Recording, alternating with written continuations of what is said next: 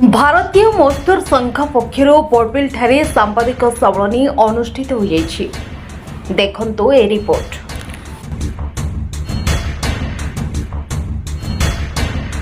आज भारतीय मजदूर संघ द्वारा बड़बिल ठारे जो सांबादिक सम्मेलन रखा जाइछि मुख्य उद्देश्य रही आमर किछि भारतीय मजदूर संघ केन्दुझर जिलार श्रमिक हित राष्ट्रहित उद्योग हित दिगरे कार्य करने बेले आमर किछि विशृंखलित गोष्ठी रही निज स्वार्थ को आखिरे तांको निज आगर रखी संगठन करने बाहाना केन्दुझर जिले में गत 23/7/2024 तारीख में एक भारतीय मजदूर संघर प्रतिष्ठा दिवस करने बाहाना केन्दुझर जिले में थिबा ठिका श्रमिक मानकर संगठन करी असंवैधानिक भाव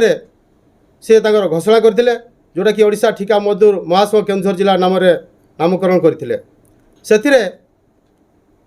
बलाणी ठिका मजदूर संघर श्री कमलापति यादव को सभापति भाव में घोषणा करथिले किंतु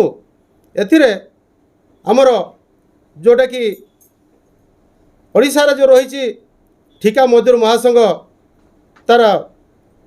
थारु किछि भी से निष्पत्ति नहीं नथिले कि ताकर मान्यता नथिला कि केन्दुझर जिले में भारतीय मजदूर संघ द्वारा परिचालित हम ये जो ठिका मजदूर महासंघ ये सब असंवैधानिक भाव से घोषणा करथिले। तेणुक आम आज सूचई देवाई चाहूँ जे केन्दुझर जिले में जो भारतीय मजदूर संघ द्वारा परिचालित हम बोली मिछरे जो बाहाना करी जो घोषणा करछन्ती ओडिशा ठिका मजदूर महासंघ केन्दुझर जिला को अवैध भाव जो घोषणा कले ताकू आम केन्दुझर जिला कमिटी आम तरफ कहूँ जे ताकू मान्यता देई नहीं राज्य देई नहीं कि केन्दुझर जिला देई नहीं ताकू आम एथिपाई दृढ़ कार्यानुष्ठान करने आम भारतीय मजदूर संघ ओडिशा राज्य को दाबी जनाऊँ एवं आमर आज घोषणा करूँ जे जदि भी आगामी दिन में से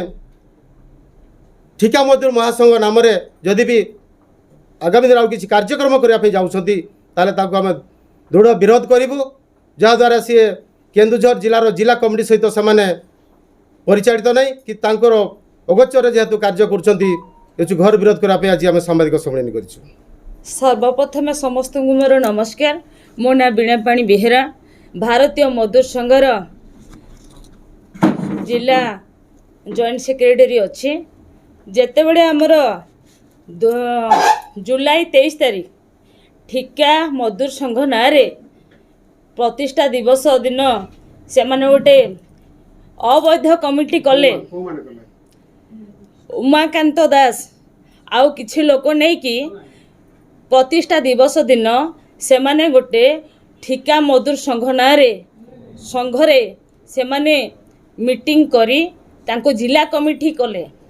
भारतीय जनता पार्टी गोटे संगठित पार्टी विशृंखला है केमती ये भारतीय मजदूर संघ आज्ञा ये हूँ अणराजनैतिक संगठन ये कौन सी पार्टीर नुह